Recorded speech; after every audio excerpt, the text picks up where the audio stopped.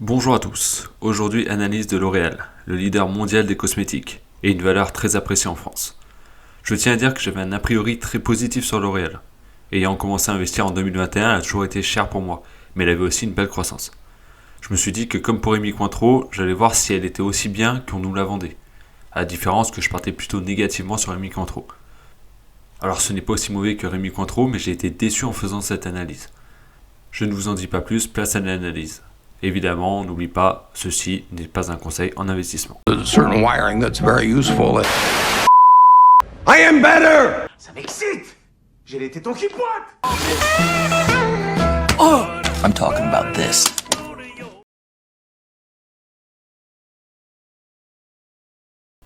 Pour cette partie histoire, L'Oréal ne partage pas grand chose sur leur site, contrairement à Michelin par exemple.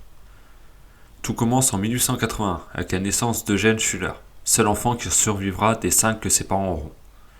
Après des études de chimie, il sort lauréat de sa promotion en 1904. Et après 3 ans à travailler en pharmacie, il se met à son compte en 1907.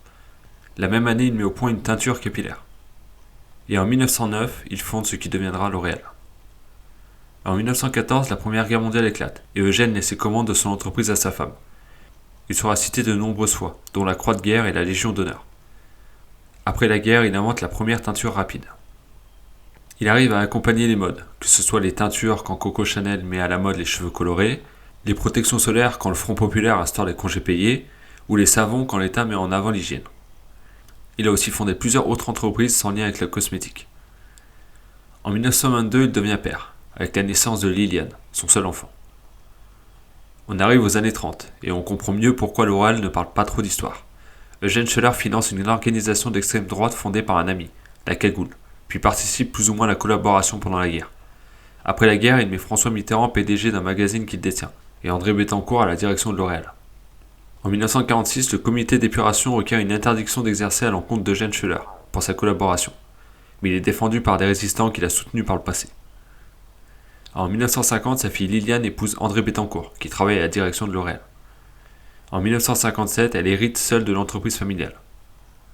Entre 1957 et 1983, l'entreprise se développe à l'international, sous l'impulsion de François Dalle, avec l'acquisition de marques stratégiques comme Lancôme ou Garnier. En 1963, L'Oréal est introduite en bourse à Paris.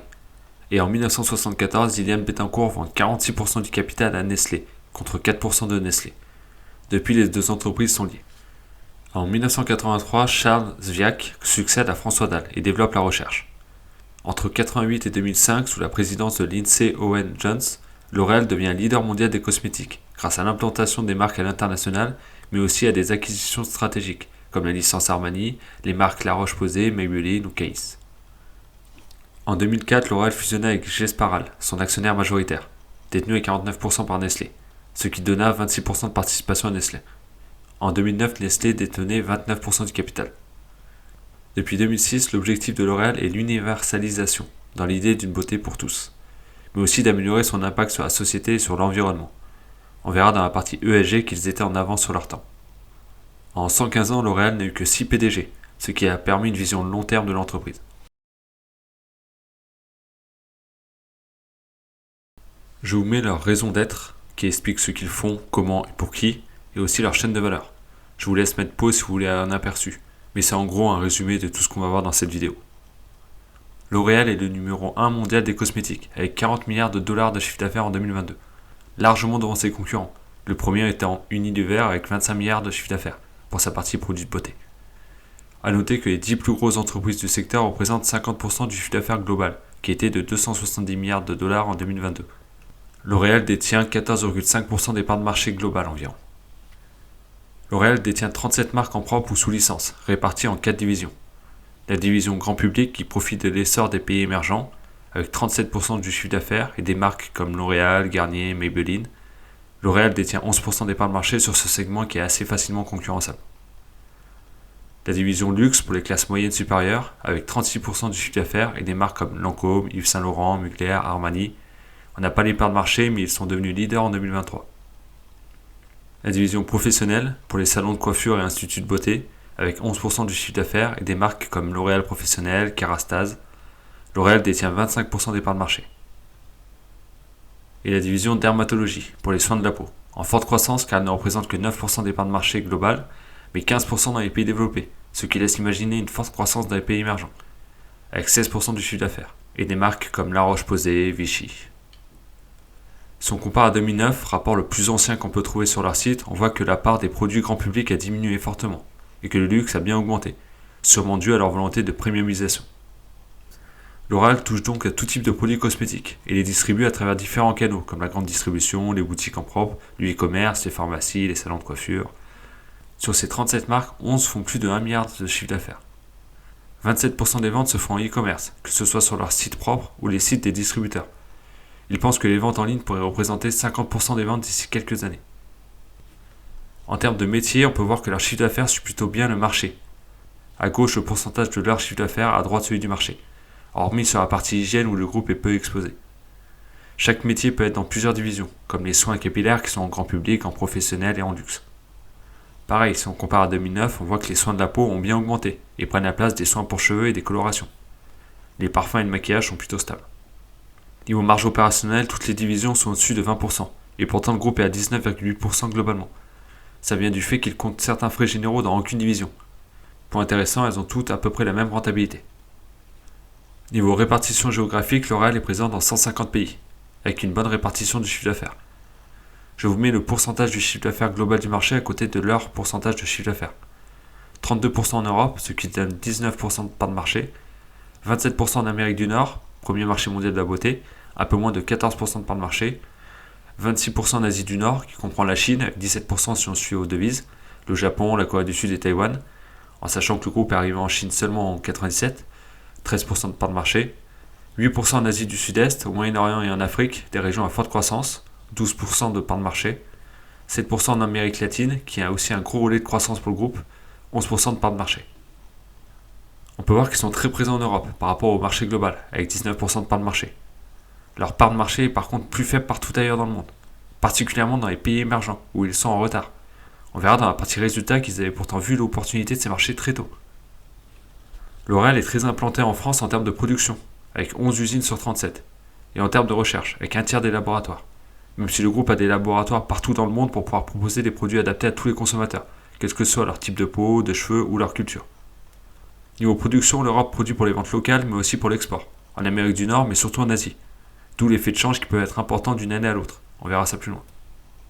Mais L'Oréal ne fait pas que des produits de beauté, ils font aussi des appareils, comme des sèche-cheveux, des douchettes toujours à pointe de la technologie, cet appareil qui analyse la santé et la couleur des cheveux, celui-ci qui crée des rouges à lèvres sur mesure selon la tenue que vous portez par exemple, ou celui-là qui analyse votre peau et peut vous conseiller des produits à utiliser, ou carrément cet appareil pour imprimer des sourcils en 3D.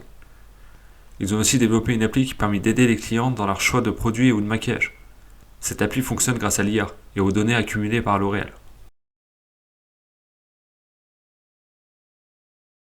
Le marché des cosmétiques est un marché en croissance lente. Il devrait peser 400 milliards de dollars en 2030, soit un peu plus de 5% de croissance par an, grâce au développement des pays émergents qui devraient voir 800 millions de personnes passer dans la classe moyenne, autant de clients potentiels pour L'Oréal. On peut espérer que L'Oréal fasse un peu mieux que ces 5% par an, que ce soit par croissance organique en vendant à plus de monde leurs produits existants, mais aussi en proposant de nouveaux produits, ou par acquisition, comme nous montre cet historique d'acquisition de marques ou de licences. L'Oréal a un objectif d'universalisation, donc de proposer des produits pour tout le monde, mais aussi de premiumisation, pour viser la classe moyenne haute. L'Oréal compte aussi sur le développement du e-commerce, qui représente de plus en plus de ventes. On a vu juste avant que L'Oréal avait développé une application. Ça peut vraiment fidéliser les clients, qui, s'ils sont satisfaits par les conseils de l'appli, l'utiliseront régulièrement. Et l'appli étant propre à L'Oréal, elle ne propose que des produits du groupe. De plus, l'utilisation de l'appli par les clients donnera de plus en plus de données à L'Oréal. Aussi, les gens achètent de plus en plus en ligne. Je ne sais pas si c'est déjà le cas, en tout cas ils pourraient le mettre en place. Ils pourraient permettre aux clients de commander directement sur l'application, juste après leur avoir donné des conseils. L'IA et la digitalisation peuvent donc être une bonne chose pour L'Oréal. Je vous mets les résultats 2023. Ce qui saute aux yeux, c'est la marge brute, presque 74%. En gros, ça ne leur coûte rien de produire. Ensuite, environ 3% en recherche et innovation, soit 1,3 milliard. Ils nous indiquent que c'est plus que leurs 3 plus gros concurrents réunis. Ils déposent énormément de brevets, 610 en 2023. Par contre, 30% du chiffre d'affaires part en frais publics promotionnels, donc en pub ou promotion si je comprends bien. En 2007, 2008, 2009, c'était déjà 30%. Il reste constant dans le temps. Je trouvais déjà important les 10% de chiffre d'affaires en publicité de LVMH, mais là c'est carrément énorme. C'est plus que ce que leur coûte la production des produits, salaire compris. Puis 20% en frais administratifs et commerciaux, qui comprennent les commerciaux, les équipes marketing, les services administratifs et les frais d'action gratuite. Pareil, constant dans le temps. La ligne haute produits et charges prend en compte tout ce qui n'est pas récurrent, comme les restructurations, les dépréciations de marques, ce genre de choses. Mais sur ce genre d'entreprise, il y en a toujours. Donc attention quand ils présentent les résultats, qu'ils ne parlent pas hors éléments non récurrents, ce qu'ils ont tendance à faire. Sinon, belle marge opérationnelle, de 19,8%. L'Oréal est peu endetté, d'où le peu de frais financiers. Ensuite, elle touche les dividendes de Sanofi, dont elle détient 9,3% des parts, ce qui donne une marge nette de 15%. Si on regarde sur les 3 dernières années, on voit l'évolution de la partie pays émergents, avec l'Amérique latine et l'Asie du Sud-Est, le Moyen-Orient et l'Afrique, qui passe de 12,7% du total à 15,5%. Historiquement, L'Oréal c'est 5,9% de croissance du chiffre d'affaires par an sur 30 ans et 5,6% sur 20 ans. Ce qui est légèrement mieux que le marché qui est plutôt autour de 4% en moyenne. Ce qui fait que L'Oréal aurait dû prendre des parts de marché. Pourtant, ce n'est pas le cas, puisqu'ils avaient plus de 15% de parts de marché en 2009 et qu'ils sont en dessous de 15% aujourd'hui. Après, ça vient peut-être du périmètre de consolidation. Niveau marge, je prendrai 20 ans, car j'ai l'impression qu'il y a eu un changement de norme comptable en 2004, pour que L'Oréal passe de 85% à 70% de marge brute. Passage des normes françaises aux normes IFRS. Donc on voit une marge brute stable et qui progresse jusqu'à 74% en 2023. La marge opérationnelle est très stable et en croissance. La marge nette est plus volatile, mais globalement en légère croissance. C'est beau ce genre de graphique régulier quand même. Sur 30 ans, vous pouvez voir le problème avec la marge brute. On peut aussi voir la marge opérationnelle qui était à 15%, mais la marge nette autour de 6% avant 2000. A savoir que les impôts étaient plus élevés avant, autour des 33% à l'époque en France. Mais peut-être plus à l'étranger, car en 1999, le taux d'imposition de L'Oréal était de 38%. Aussi, ils ont payé 100 millions de frais d'intérêt en 1999, pour une dette nette de 950 millions environ. Ce qui peut expliquer aussi la marge nette plus faible de l'époque, car c'était assez similaire sur les années 90. Pour 2023, c'est marqué 226 millions, mais ça ne prend pas en compte les intérêts de la trésorerie. Ni pour 99, mais c'est compliqué d'avoir les infos exactes. Je n'ai pas trouvé sur Coffee le truc qui permettrait d'avoir l'info exacte. Dommage de ne pas avoir d'infos avant, mais le rapport le plus vieux qu'il y a sur le site de L'Oréal, c'est 2009. Et on a déjà de la chance qu'il donne les résultats sur 10 ans. Le gros pic de bénéfices en 2004 est dû à la déconsolidation de Sanofi. Ils ont remplacé la quote-part des bénéfices par le dividende touché, ce qui est plus représentatif d'une réalité économique, car le pourcentage des bénéfices de Sanofi ne tombe pas dans les caisses de L'Oréal, seuls les dividendes lui est versé. En 2007, le bénéfice plus élevé vient de la cession d'une partie de leur participation dans Sanofi. Sur 20 ans, pour avoir un comparatif plus normal, la croissance du bénéfice est de 7,4% par an. Mais L'Oréal a fait des rachats d'actions. Le bénéfice par action a donc grossi plus vite. Sur la même période, c'est 8,6% par an. Niveau free cash flow, vous pouvez voir qu'ils suivent les bénéfices à long terme. Niveau bilan, pas mal de goodwill liés aux acquisitions de marques ou de licences. Car parfois L'Oréal détient juste la licence. Par exemple, Yves Saint Laurent qui appartient à Kering, mais dont L'Oréal a acheté la licence pour la partie parfum. Je vous mets le tableau de tous ces goodwill. A savoir qu'il y a aussi une partie qui part en autre immobilisation incorporelle. Par exemple, Aesop, ils l'ont acheté pour plus de 2,6 milliards.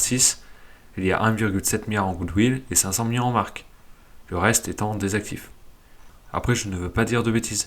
Les 500 millions de marques ont l'air de venir des actifs de Aesop, directement.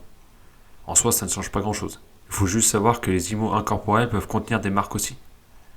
Les licences, concessions et brevets pèsent pour 800 millions. C'est dommage de ne pas avoir d'infos sur les licences. Leur durée, le prix payé, le retour pour chaque marque, ce genre de choses.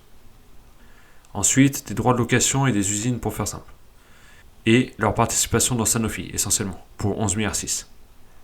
Cette participation n'est pas super intéressante quand on regarde l'évolution du cours de bourse de Sanofi. Par contre, L'Oréal prend un beau dividende de 4% environ, et au besoin peut liquider une partie de la position pour sortir du cash. Mais on peut quand même se demander ce que ça apporte à L'Oréal d'avoir des parts dans Sanofi. Côté actifs courants, vous avez du stock, des créances clients pour environ 1 mois de chiffre d'affaires, c'est donc peu, et de la trésorerie. On voit donc qu'un tiers des actifs est de l'intangible, venant des marques. Pour le calcul du ROCE, certains ne prennent pas en compte l'intangible. Je trouve que ça fausse ce calcul, car ces intangibles permettent aussi à l'entreprise de faire de l'argent. Sans ces marques, L'Oréal ne pourrait pas avoir ce chiffre d'affaires. Ce ne sont pas des usines, mais sans ça, pas de vente. Côté passif, un peu de dette à long terme. Si vous regardez bien, il n'y en avait pas en 2021, l'année du rachat de 4% du capital à Nestlé. Ils ont émis de la dette à court terme et utilisé de la trésorerie. En 2022, ils ont émis de la dette à long terme pour rembourser la dette à court terme qu'ils avaient levée. La dette émise en 2023 a servi essentiellement à l'acquisition d'Aesop. Aujourd'hui, ils ont donc un peu de dette à long terme, mais même pas une année de bénéfice. Le taux moyen est de 2,35%. Historiquement, L'Oréal s'endette peu. Et petit aparté sur la dette de L'Oréal, la notation de L'Oréal sur sa dette est presque au maximum de ce qui se fait. En rouge, les notes de L'Oréal, en bleu, celles de la France. Les agences considèrent que c'est moins risqué de prêter de l'argent à L'Oréal qu'à l'État français. C'est beau. En passif courant, de la dette fournisseur, supérieure aux créances clients. Point intéressant. Je vous mets le détail des autres passifs courants pour 4,8 milliards. Ils ont 1,750 milliards de dettes qui sont arrivées à échéance en mars. On verra la publication des semestriels s'ils ont fait rouler à plus de 3% ou s'ils ont remboursé. En soi, bilan très sain. Si on calcule le ROCE, il est de 25% si on ne prend pas en compte la participation dans Sanofi, et donc les dividendes qu'il touche. C'est énorme. En comptant Sanofi, on est à 17%, ce qui est déjà très bon. En 2009, hors Sanofi, le ROCE était d'un peu plus de 10%. Avant, je ne peux pas le calculer, n'ayant pas le détail des bilans.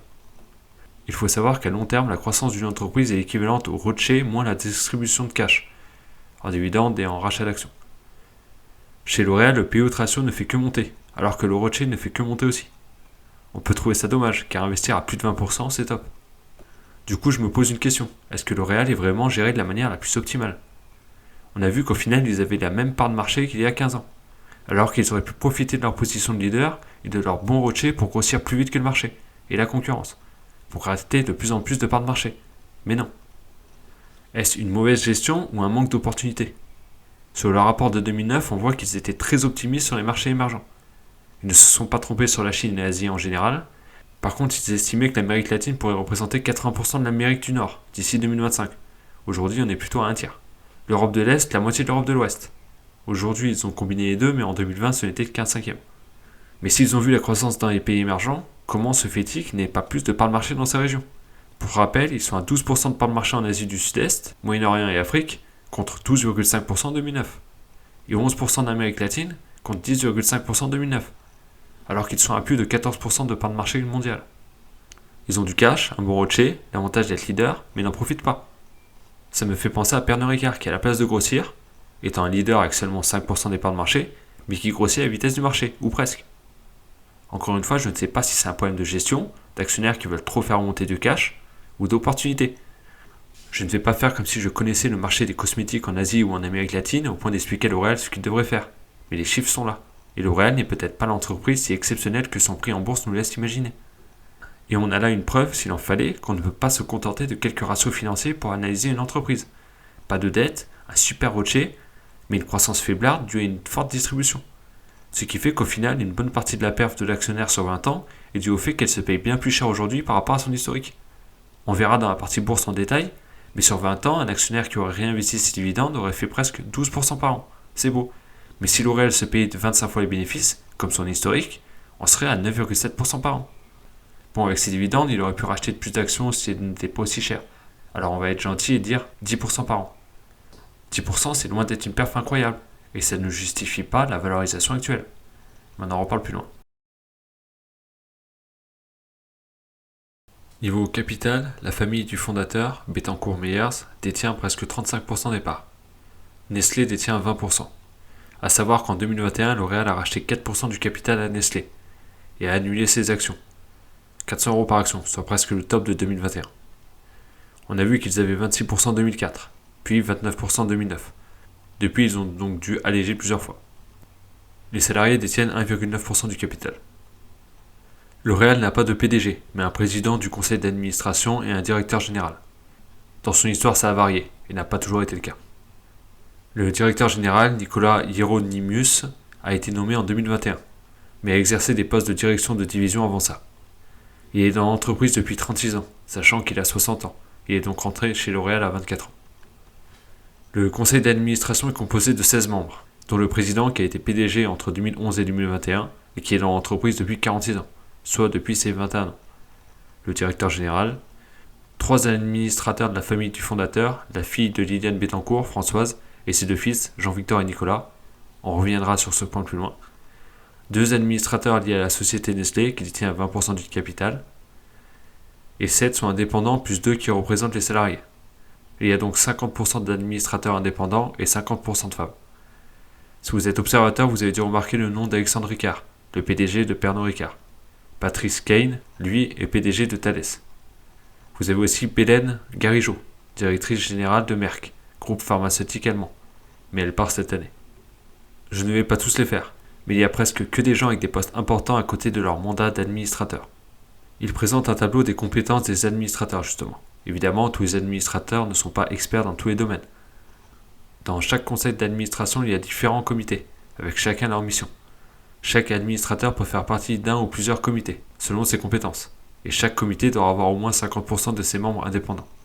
Je ne rentre pas en détail, mais l'idée est évidemment que l'entreprise évolue dans le bon sens. Chaque administrateur doit posséder au moins 250 actions. Ça paraît peu, mais vu le prix de l'action L'Oréal, c'est plus de 100 000 €. Pour le directeur général, sa rémunération comporte plusieurs éléments. Une part fixe à 2 millions d'euros, une part variable qui peut aller jusqu'à 120% du fixe, une part sous forme d'action. Ce qui donne une rémunération basée aux 3/4 sur la performance, que ce soit annuel ou à moyen terme. Vous pouvez voir les critères, même s'il n'y a pas les données chiffrées, par souci de confidentialité. Je ne rentre pas en détail, c'est du classique avec la croissance du chiffre d'affaires, du résultat d'exploitation et des critères RSE. Il a touché plus de 10 millions d'euros en 2023. Les actions de performance concernent aussi certains cadres du groupe, l'idée étant qu'ils aient une vision de long terme. Mais revenons sur les héritiers. Eugène Schuller n'a eu qu'une fille, qui elle-même n'a eu qu'une fille, qui elle a eu 2 fils. Peu d'infos sur Nicolas Meyers, mais les 2 ne semblent pas avoir d'enfants, et ont déjà 36 et 38 ans. On pourrait donc voir à moyen et long terme L'Oréal être vendue. En tout cas la participation de la famille Bettencourt-Meyers. Alors soit elle deviendrait une entreprise purement publique, comme il en existe tant, soit elle pourrait être rachetée par un gros groupe. Mais vu la taille de L'Oréal, j'ai du mal à voir qui pourrait la racheter.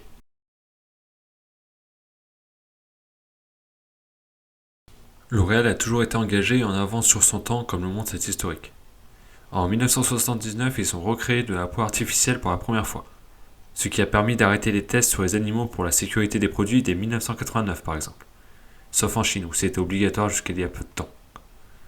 Dès 2009, ils ont pris un engagement de réduire leurs émissions de CO2, réduire leur consommation d'eau et leurs déchets à horizon 2015, dans un premier temps. Je suis allé voir en 2015 s'ils avaient atteint leurs objectifs. Pour le CO2, oui. Pour l'eau, presque. Et pas du tout pour les déchets. Ils avaient d'autres objectifs pour 2020, un peu plus poussés que pour 2015. Et là encore, niveau CO2, objectif dépassé, mais pour l'eau, toujours pas. Et l'évolution est faible par rapport à 2015. Pour les déchets, c'est encore pire, prenant du retard sur l'objectif. Par contre, baisse du CO2 pour le transport réussi. On va voir qu'ils risquent encore de ne pas atteindre certains objectifs qui se sont fixés pour 2025 ou 2030. Voici donc un tableau avec ces objectifs. On peut voir que pour certains, ils sont plutôt en avance et pour d'autres, ils sont en retard. Si on prend dans l'ordre, sur la partie climat, pour les 2 premiers objectifs, en lien avec le CO2, ils sont en retard. Ils ont réussi à baisser leur intensité, donc le CO2 par produit, mais loin des 50%. Et c'est dû au fait que le gros de la production de CO2 vient du scope 3, donc de leurs fournisseurs et du transport de leurs produits. Là où leurs objectifs pour 2015 et 2020 étaient sur les scopes 1 et 2. Le deuxième problème est au niveau de la réduction en valeur absolue. L'Oréal étant en croissance, il faut qu'ils arrivent à baisser l'intensité de CO2 fortement pour que ça ait un impact sur la valeur absolue. Et pour le moment, ce n'est pas le cas. Ils devraient arriver à tenir leurs engagements de 100% d'énergie renouvelable pour leur site en 2025. Ou le fait de baisser de 25% les émissions de gaz à effet de serre de leurs produits pour les consommateurs d'ici 2030. Par contre, ça risque d'être difficile de tenir les moins de 50% de gaz à effet de serre sur la partie transport, même si L'Oréal favorise de plus en plus le bateau ou le train pour le transport de ses produits. Sur la partie eau, ils veulent permettre à leurs clients de consommer moins d'eau lorsqu'ils utilisent leurs produits. Mais ça semble compliqué, n'ayant pas évolué depuis 2017. Ça passe par exemple par créer des shampoings à sec ou des produits sans rinçage. Ensuite, ils veulent que leurs usines utilisent 100% d'eau recyclée et réutilisée dans leurs procédés industriels. Ce n'est pas très bien parti. Sur la biodiversité, le premier objectif vient en complément de la partie d'après, car seul il n'est pas bien compréhensible. En gros, 100% des ingrédients ou matières premières qu'ils considéreront comme biosourcés devront être tracés, issus de sources durables et ne participant pas à la déforestation. en sachant que 95% des ingrédients de leurs produits devront être biosourcés, et 100% des emballages plastiques d'origine recyclée ou biosourcés. L'autre objectif est que 100% de leur site soit positif pour l'environnement, par exemple en produisant plus d'énergie qu'ils n'en consomment. Pas très bien parti, avec 0% actuellement. Sur la partie ressources, objectif de 95% d'ingrédients biosourcés, 100% d'emballages plastiques d'origine recyclée ou biosourcés. Ensuite, baisse de 20% de la quantité d'emballage par produit. Et pour 2025, un objectif de 100% d'emballage recyclable, rechargeable, réutilisable ou compostable. Et 100% de présentoirs publicitaires éco-conçus. 100% de leurs boutiques en propre, nouvelles ou rénovées devront respecter leurs principes de développement durable. Et objectif de réutiliser ou recycler 100% de leurs déchets. Ensuite, ce sont des objectifs plutôt sociaux.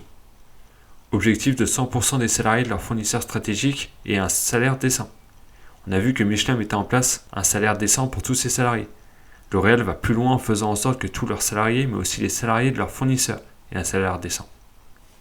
Ensuite, il va aider les personnes issues de communautés en difficulté à trouver du travail, investir dans un fonds qui soutient les femmes, un autre pour la restauration d'écosystèmes dégradés, et d'autres. Comme je le disais au début, il y a du très bon et du moins bien. Je pense qu'ils auront du mal à atteindre certains objectifs qu'ils se sont fixés. Il n'empêche, L'Oréal est la seule entreprise à avoir une note AAA de CDP pour l'écologie depuis 8 ans. Niveau effectif, pas mal de jeunes, je trouve. Plus d'un quart des effectifs à moins de 30 ans. Et un âge moyen de 38 ans. Pas mal de femmes, 2 tiers des effectifs. Et en Amérique du Nord, on a même la proportion des autres genres, qui représente 1% des effectifs de la région. L'Oréal est la 8e entreprise mondiale en termes d'attractivité pour les futurs diplômés d'écoles de commerce. Le taux de rotation est de 10,7%. Les fournisseurs doivent suivre les mêmes règles que les filiales de L'Oréal sur différents points, surtout sur la partie sociale. Il y a des audits pour vérifier. Je ne vous mets pas tous les points, ce serait trop long. Il n'y a rien de particulier. On paye ses salariés, on évite de tripoter ses collègues, on ne refuse pas d'embaucher quelqu'un parce qu'il y a une couleur qui ne nous plaît pas, on ne fait pas travailler d'enfants par exemple. Pour les filiales, presque aucun problème signalé. Pour les fournisseurs, quelques problèmes, je vous les mets. Il y a un suivi régulier. Et si les fournisseurs ne règlent pas ces problèmes, ils peuvent se voir retirer de la liste des fournisseurs du groupe. Pour conclure cette partie RSE-ESG, on a vu qu'ils ne tenaient pas forcément leurs engagements en termes de RSE, et qu'ils ne réussiront certainement pas à atteindre certains objectifs qu'ils se sont fixés pour 2025 ou 2030. Mais quel est le risque s'ils n'y arrivent pas? En soi, à court terme, pas grand-chose. Leurs notes ESG seront dégradées et n'auront peut-être plus accès aux prêts à taux réduit. Le risque est plutôt à moyen long terme, où ils pourraient prendre des amendes, ou voir leur image de marque se dégrader, surtout si la concurrence, elle, arrive à tenir des engagements similaires à ceux de L'Oréal. Si vous faites vos courses dans le rayon hygiène beauté, vous verrez de plus en plus d'inscriptions du genre 95% d'ingrédients naturels, 43% de plastique recyclé dans cet emballage, et ce, même sur les marques distributeurs. L'Oréal doit donc faire attention, ce serait bête d'être vu comme le mauvais élève. L'autre risque serait d'être sorti des ETF et des fonds, car pas assez ESG, ce qui baisserait le niveau de valorisation si toute une partie des fonds n'investissait plus dessus. Mais pour le moment, si on se fie à leurs notes que je vous affiche, ils sont plutôt bien vus, sur tous les points RSE d'ailleurs.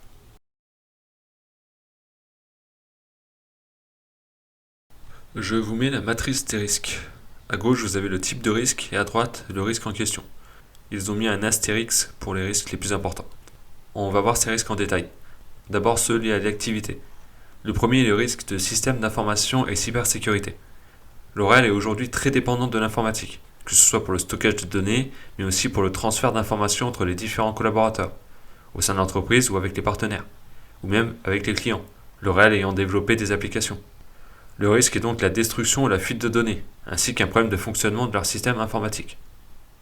Le deuxième risque est le risque d'implantation géographique et d'environnement économique et politique. L'Oréal est une entreprise mondiale avec des filiales dans 75 pays et qui vend dans 150 pays. Il y a donc un risque politique, étant par exemple implanté en Chine, mais aussi économique, avec l'hyperinflation de certains pays. L'avantage de L'Oréal est qu'elle ne dépend pas trop d'une seule région, comme on a pu le voir avec la répartition de son chiffre d'affaires. Le troisième risque est le risque de crise sanitaire. Le risque étant les restrictions, que ce soit pour les usines, qui ne pourraient plus produire normalement, mais aussi pour la vente, si les points de vente sont fermés. Il y a aussi le risque de non-disponibilité de certaines matières premières, ou le risque de difficultés financières pour certains fournisseurs, qui n'auraient plus assez d'activité. Les autres risques liés à l'activité sont le risque réputationnel. Les marques de L'Oréal étant reconnues, s'il y a un problème, ça peut endommager leur image de marque. Le risque de données, ici on parle plutôt des données consommateurs. S'il y a un problème à ce niveau-là, ça pourrait gêner le travail de L'Oréal, qui propose des services personnalisés, mais aussi poser des problèmes de confidentialité vis-à-vis des clients. Le risque de marché d'innovation. L'Oréal est sur un marché concurrentiel. Ils se doivent donc d'innover en permanence pour toujours répondre aux demandes des consommateurs. Le risque d'éthique des affaires. L'Oréal travaille dans de nombreux pays avec énormément de fournisseurs. Ils doivent faire attention que ceux-ci respectent des règles strictes. On a vu ça dans la partie ESG. Le risque d'évolution des modes de distribution commerciale. L'Oréal vend ses produits directement ou indirectement, mais aussi de plus en plus en ligne. Et ils se doivent d'être présents sur les réseaux sociaux, via des influenceurs par exemple. Le risque est donc si L'Oréal ne fait pas assez de pub à ce niveau, ou avec les mauvaises personnes. On en revient au risque réputationnel. Le risque lié aux ressources humaines. L'Oréal doit attirer et garder les meilleurs talents pour développer des produits qui correspondent aux attentes des consommateurs.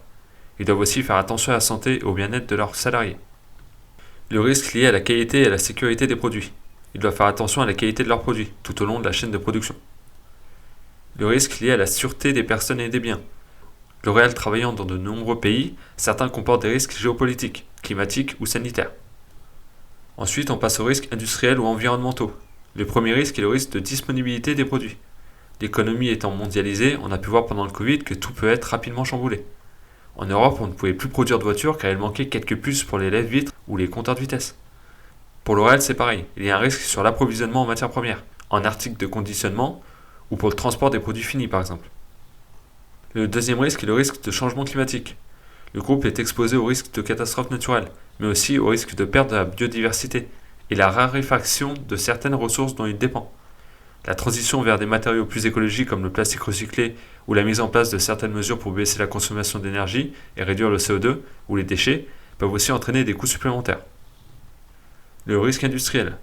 Le groupe exploite 80 sites, dont 4 classés Seveso seuil haut. Il y a donc un risque industriel et environnemental s'il venait à y avoir un incendie ou une explosion dans un de ces sites. Ensuite, on passe au risque juridique et réglementaire. Le premier est le risque de non-conformité. Il y a de nombreuses lois et réglementations auxquelles le groupe doit se plier. Le risque de propriété intellectuelle. Le groupe possède de nombreuses marques et dépose de nombreux brevets chaque année. Le risque est donc si la concurrence venait à contester des brevets ou à copier des produits. Le risque de revendication produit. L'Oréal doit faire attention dans ses publicités aux mots utilisés et aux propriétés qu'elle revendique à ses produits. Ensuite, il y a les risques financiers et de marché, avec le risque d'inflation et de change. C'est pour ça qu'il est toujours intéressant de regarder les résultats en publié, mais aussi en comparable. En 2022, beaucoup d'entreprises européennes ont profité de la baisse de l'euro, qui leur a permis une forte croissance des résultats. En 2023, ça a été l'inverse. En 2023, L'Oréal a eu 7,6% de croissance publiée, pour 11% en comparable par exemple. En 2022, c'était 18,5% publié, pour 10,9% comparable, ce qui donne au final une croissance identique en comparable. Mais en publié, c'est 11% d'écart. Il faut bien faire attention à ça donc. Un autre risque est le risque de participation financière. L'Oréal est actionnaire de Sanofi à hauteur de 9,3%. Si Sanofi venait à baisser son dividende, ou voir son cours de bourse baisser, ça impacterait donc L'Oréal, en termes de résultats, mais potentiellement aussi son cours de bourse. Par contre, il note que la valeur dans le bilan de la participation est bien inférieure à la valeur réelle. Mais cette valeur prend bien en compte le cours de bourse au 31 décembre. Donc je ne vois pas bien où ils veulent en venir, à part s'ils estiment que Sanofi est sous-évalué. Le dernier risque est le risque de perte de valeur des marques, qui conduirait à une dépréciation d'actifs incorporels. L'Oréal faisant pas mal d'acquisitions, il y a une part du montant payé qui passe en goodwill mais aussi en marque. L'Oréal est numéro 1 avec une bonne avance sur le second en termes de chiffre d'affaires, comme on a vu au début. On a aussi vu que L'Oréal investit plus en recherche et innovation que leurs 3 premiers concurrents. L'Oréal partage chaque année les chiffres d'affaires en dollars des plus gros du secteur. On parle ici du chiffre d'affaires du segment beauté, hors savon, dentifrice et rasoir. J'ai compilé ça depuis 2008. Il n'y a que depuis 2020 qu'il donne des infos plus larges que le top 5, d'où la fin du graphique avec plus d'acteurs. On peut voir qu'il y a L'Oréal largement en tête, Unilever, Estée Lauder, Procter & Gamble et ensuite 6 acteurs qui se tiennent entre 5 et 10 milliards de chiffre d'affaires.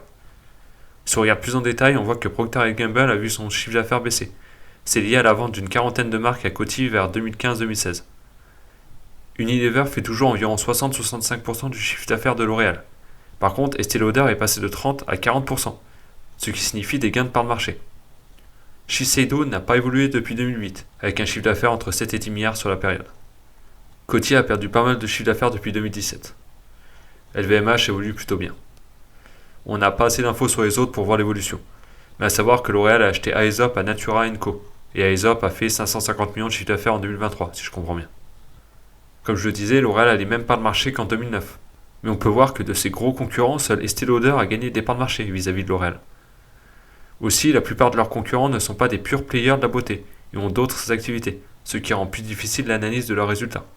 Si on prend Unilever, la marge opérationnelle est plus faible que L'Oréal sur leur segment beauté, avec 18%. Pour Procter & Gamble, ça a l'air plus élevé, avec 26% de marge avant impôt, qui équivaut à la marge opérationnelle s'il n'y a pas de dette. Estée Lauder est un cran en dessous si on prend la médiane sur 10 ans. Comment expliquer qu'ils aient gagné des parts de marché du coup? Peut-être car ils distribuent moins, environ 33%, contre 47% pour L'Oréal, ce qui laisse plus d'argent pour investir. Pour Shiseido et Coty, c'est pas terrible. On peut même dire que Coty s'en sortait mieux avant le rachat des marques de Procter & Gamble. Beiersdorf ne fait que 80% de son chiffre d'affaires en beauté, mais si on imagine qu'ils ont les mêmes marges sur les deux segments, ils sont bien en dessous, avec 13 à 15%. Pour LVMH, c'est entre 10 et 12% de marge opérationnelle. On est loin de L'Oréal, et c'est moins bien que la plupart des acteurs du secteur. C'est étonnant. Natura & Co et Chanel ne sont pas cotés. Chanel donne tout de même quelques infos, et ils ont une marge opérationnelle globale entre 20 et 30%. Comme vous pouvez le voir, L'Oréal, sans avoir une grosse croissance, garde son avance sur la concurrence, qui est en général moins rentable. En voyant ça, on peut tout de même trouver dommage que L'Oréal n'arrive pas à grignoter des parts de marché, la concurrence ne semblant pas très active, hormis Estée Lauder. Niveau dividende, L'Oréal verse environ 50% des bénéfices. Mais même en distribuant 50% des bénéfices, vous avez un rendement pourri à cause de la valorisation. Et comme je l'ai dit avant, c'est dommage de distribuer autant quand on a un tel rocher. De plus, on a vu que ça a permis à Estée Lauder, qui distribue moins, de gratter des parts de marché. À surveiller à l'avenir. Sinon, évidemment, le dividende est safe. Il augmente petit à petit et font aussi des rachats d'actions, avec le reste du cash qu'ils n'utilisent pas pour la croissance. Elle est cotée depuis 1963. Ils vous mettent un tableau imaginant que vous auriez investi 15 000 € il y a 20 ans, et calculant votre rentabilité annuelle, en ayant acheté des actions avec vos dividendes, et ne prenant pas en compte l'imposition sur le dividende, donc comme si vous étiez dans un PER. Ils annoncent 12,1% par an. Sur 20 ans, ça donne 9 fois le capital investi, 150 000 € pour 16 500 € investis. Si on retraite de l'inflation, qui est annoncée à 32% sur la période, on a l'équivalent de 114 000 € de 2003, soit 6,9 fois le capital investi. Je trouve ça sympa qu'ils partagent ce genre d'infos, même si personne ne lit le début. On voit donc que L'Oréal aurait été un bon investissement. Mais comme dit dans la partie résultat, cette perte vient en partie du fait qu'elle se paye bien plus cher aujourd'hui qu'il y a 20 ans. Historiquement, elle se paye 25 fois les bénéfices. Je le prends toujours les 12 prochains mois. Ce n'est que depuis 2018 qu'elle a commencé à se payer plus cher. Sans ça, c'était un investissement à 10% par an. Ce n'est pas mauvais, surtout sur 20 ans, mais pas incroyable. On en reparle dans la partie valorisation. Pour la valorisation, de par sa position de leader, je pourrais accepter de payer 25 fois les bénéfices, en visant 9 à 11% par an, entre la croissance et le rendement. Son historique de croissance ne justifie absolument pas de payer les valorisations actuelles. Son historique tout court d'ailleurs. Ils ont les mêmes parts de marché qu'en 2009, alors qu'ils étaient déjà leaders. Ce n'est pas normal. Elle est loin d'être aussi qualitative que certains le disent, même si elle a des marges régulières et en croissance dans le temps. On a vu que la belle perf sur L'Oréal venait de la croissance et de la revalorisation, passant de 25 fois à 36 fois. C'est aussi un moyen d'avoir de la perf, profiter du fait que le marché accepte de payer plus cher avec le temps. Mais vous ne pouvez pas compter sur ça. Et surtout, si vous arrivez après que le marché est déjà revalorisé, comme ici avec L'Oréal, ce potentiel-là est nul. Vous n'avez donc plus un potentiel, mais un risque, que le marché, à l'avenir, n'accepte plus de payer autant et revienne, par exemple, à 25 fois. C'est un vrai risque. Pour la croissance, on peut prendre 10%, même si ce n'est pas la croissance historique. Comme ça, je ne suis pas trop sévère. Pour 2024, ça donnerait 316 €. Dans 5 ans, avec 10% de croissance du bénéfice, 509 €. En la payant 25 fois, ça donne 4% de rentabilité. Si elle distribue 50%, ça donne 2% de dividende. Au cours actuel, de 450 €, vous auriez donc la perf incroyable de 4,5% par an. Je sais que certains vont me dire qu'il ne faut pas prendre 25 fois, car aujourd'hui elle se paye plus cher. Vous faites ce que vous voulez. Mais la règle numéro 1 en bourse, c'est ne pas perdre d'argent. Et en payant 36 fois les bénéfices, une entreprise qui a un historique de croissance du bénéfice inférieur à 9%, et encore je parle du bénéfice par action, car le bénéfice lui c'est 7,4% par an, il y a forcément un risque. Avec mon estimation, mais avec une croissance de 10%, donc largement supérieure au marché, qui devrait plutôt être de 5%, et en comptant le dividende, si par malheur elle revient à un PER plus normal, vous ne gagnerez presque rien. Peut-être qu'elle ne reviendra jamais à un PER normal, mais même dans ce cas, vous pouvez espérer faire 10% plus 1,5% de dividendes, soit 11,5% par an. En gros, au mieux vous avez 11,5% par an, au pire 4,5% par an. Et encore je suis gentil, en disant au pire, car je prends quand même une croissance de 10%, sachant que même les analystes voient moins. Si elle ne faisait que 7% et qu'elle revenait à 25 fois les bénéfices, elle vaudrait 443 €, soit moins qu'aujourd'hui. Vous auriez donc juste le dividende. Toujours bon de rappeler que plus on paye cher une valeur, plus le risque augmente et plus le rendement diminue. Pour ma part, comme je le disais, je pourrais accepter de payer 25 fois en me disant que je peux faire 9 à 11% par an. Mais il faudrait qu'il n'y ait rien d'autre à acheter à ce moment-là. Par contre, c'est le genre de valeur de bon père de famille, pour celui qui vise 7 à 10% par an. Il en achète les nominatifs pour le bonus sur le dividende et les oublie. Sinon, si le marché me donnait une superbe opportunité, je pourrais mettre jusqu'à 15-20% de mon portefeuille. Car ça reste une entreprise très solide et régulière.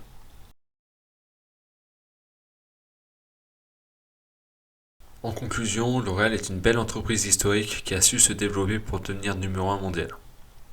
On peut lui reprocher le fait de ne pas avoir gagné de part de marché depuis 15 ans, d'être encore assez faible dans les pays émergents, malgré le fait qu'il s'est senti le potentiel de ces zones assez tôt. On peut par la même occasion questionner la politique d'allocation du cash, avec une distribution assez importante, qui limite la croissance. Et le rachat des 4% du capital à Nestlé, à un prix important, 48 fois les bénéfices de 2021, 38 fois ceux de 2022. On peut imaginer que c'était pour éviter de plomber le titre pendant des mois, en laissant Nestlé vendre sur le marché, mais c'est cher payé. Aujourd'hui, la valorisation en bourse est importante, et pourtant rien ne semble la justifier. L'historique de croissance est limité, et L'Oréal, dépendant de l'innovation pour continuer d'apporter aux consommateurs ce qu'ils recherchent, on pourrait la voir un peu comme une pharma. De plus, elle dépend aussi beaucoup de la désirabilité de ses marques, et de la mode, qui sont peu mesurables. La croissance du secteur n'est pas non plus énorme, avec des estimations à 5% par an, ce qui fait que même si L'Oréal fait mieux, on ne peut pas espérer une croissance à 2 chiffres sur le long terme. Ça appuie encore le fait qu'elle semble chère aujourd'hui. L'Oréal reste solide, et ce graphique le montre bien. Elle a très peu de dettes et est leader avec un chiffre d'affaires supérieur de 50% à son plus gros concurrent, et des marges supérieures à la majorité de ceux-ci. Il n'empêche que je ne me verrai pas payer 36 fois les bénéfices, et que je ne comprends pas l'engouement autour de L'Oréal à ce prix-là. Certains me diront que la qualité se paye, mais on en revient toujours au même point. Plus vous payez cher, moins vous avez de rendement et plus vous avez de risque. Au final, la qualité devient moyenne. Il ne faut pas oublier qu'elle a une croissance du chiffre d'affaires de seulement 5,9% par an sur 30 ans. Et même si on prend la croissance des bénéfices, sur 20 ans, c'est 7,4% par an. Son beau retour en bourse vient en partie de la réévaluation des multiples, chose qui ne pourra pas continuer vu la valorisation actuelle. On ne peut donc compter que sur la croissance et le dividende, ce qui laisse présager un retour aux actionnaires potentiellement limité, voire faible si la valorisation venait à tendre vers sa moyenne historique. C'est donc une valeur à avoir évidemment en watchlist, mais pas acheter à n'importe quel prix. Comme je le disais, à partir de 25 fois les bénéfices, elle pourrait m'intéresser en fonds de portefeuille. Le problème ici est bien la valo, pas l'entreprise en elle-même. Évidemment, pas de conseils dans cette vidéo, je ne fais que donner mon avis, et vous êtes libre de l'acheter au prix que vous voulez. Je pourrais me tromper, et L'Oréal pourrait avoir une superbe croissance et voir ses multiples de valorisation encore augmenter. Mais en bourse, on investit sur des probabilités, pour avoir le moins de chances possible de perdre de l'argent. Et ici, les probabilités ne semblent pas être de notre côté. Ce sera tout pour cette analyse de L'Oréal. Comme vous pouvez l'imaginer, elle m'a demandé énormément de travail. Alors un like, un commentaire, un partage, ça ne coûte rien et ça fait plaisir. Comme vu dans ma précédente vidéo et sur le post qui a suivi, les analyses sortiront en avance pour ceux qui me soutiennent, c'est-à-dire une personne pour le moment. Merci à toi Angel d'ailleurs. Comme vu sur le post, je vais réduire les analyses. Ça me prend beaucoup trop de temps pour le peu de retour. Je continuerai, mais je vais vivre à côté de YouTube aussi. Certains me diront qu'il y a peu d'intérêt à rejoindre la chaîne du coup. Je rappelle que j'ai rajouté mon portefeuille et son suivi dans l'option à 4€, au lieu que ce soit dans l'option à 8€, qui n'existe plus. Vous perdez un peu sur les analyses, mais gagnez de l'autre côté. Ça me permet de continuer à faire ce que j'aime, mais sans me mettre la pression comme je faisais jusqu'à maintenant. Ce sera tout, on se retrouve dans une prochaine vidéo. Salut! Oh, Cadillac car.